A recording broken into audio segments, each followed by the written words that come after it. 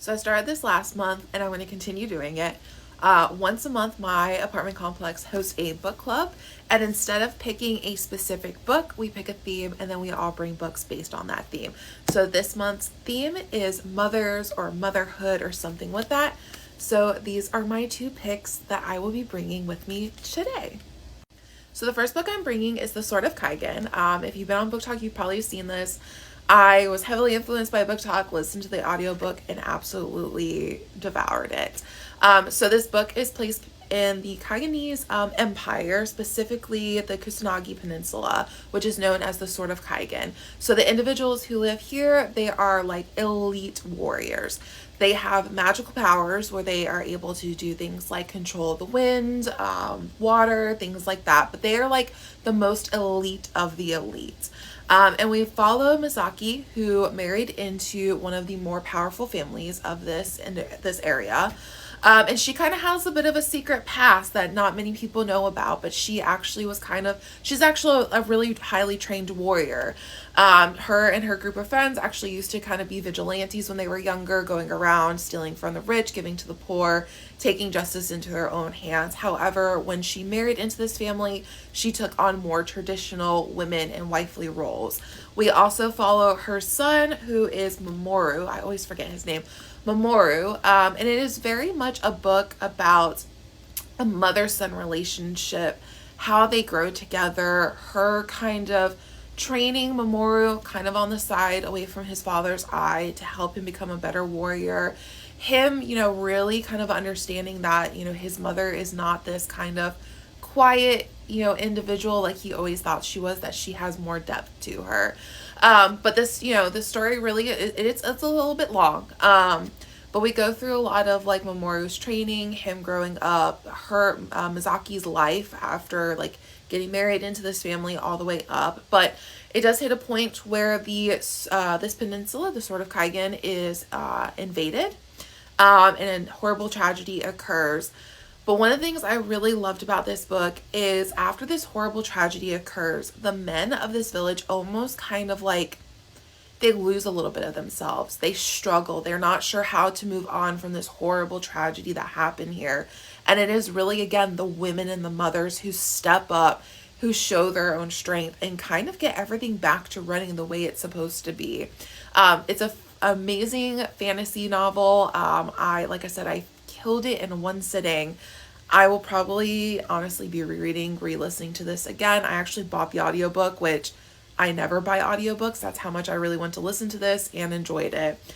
So if you're looking for a really good kind of fantasy novel that really highlights the strength of women and mothers, this is going to be the book for you. The next book is also kind of pretty popular on Book Talk, most specifically the author, and that is The Four Winds by Kristen Hanna. So this does take place during the Great Depression specifically. We start off in the Dust Bowl in Texas, and we follow Elsa, who kind of came from a very wealthy family. But she was older, unmarried, and didn't really look like that was going to happen. Her family was kind of looking at her as like the spinster, the one who was going to take care of her parents when they got older, until she met an individual named Rafe. Now, Rafe was kind of a farmer's son, lower status. They ended up falling in love. Elsa ended up getting pregnant, which caused them to kind of have a shotgun wedding. So now, many years later, the Great Depression has happened. The Dust Bowl has happened. Things are not looking good for Elsa and her family. At one point, Rafe disappears into the night, and now it is up to Elsa to take care of her daughter and her son. This is one of the hardest books I read. My heart just constantly broke for Elsa. She tried to do everything she could to make a better life for her children. She ends up taking them out of Texas and taking them to California. Unfortunately, at that point, a lot of people were going to California. So it was not this like change that and hope that everybody had thought it was going to be. They end up living in tents and very, very low health in areas. They limited food, very poor hygiene. I will say the daughter, who I cannot remember her name right now, drove me insane in this book.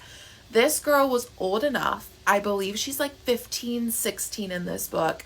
She was old enough to understand what was going on. And she just constantly, the way she talked to her mother, the way she put her mom down, I just honestly, the daughter just needed a swift punch to the face. But this is again another amazing book that just kind of shows the strength and resilience of mothers in motherhood and what they are willing to do to protect their children and their family. I think Elsa's story is absolutely heartbreaking. I loved this book, and again, I think it's another really good one everyone should read. So those are my two picks for my apartment complex's book club for today. I believe next month is going to be Pride. So we are going to be reading books that are either have LGBTQ representation in it or by authors who are like that. And if you are on my page at all, you know I read a lot of those books. So I'm going to have to really limit myself because I'm always the one that comes to book club with like more than one book. Bringing two actually is really a low number for me. So next month I'm going to have to like go through all these books and figure out how few to bring. But happy Saturday and happy reading.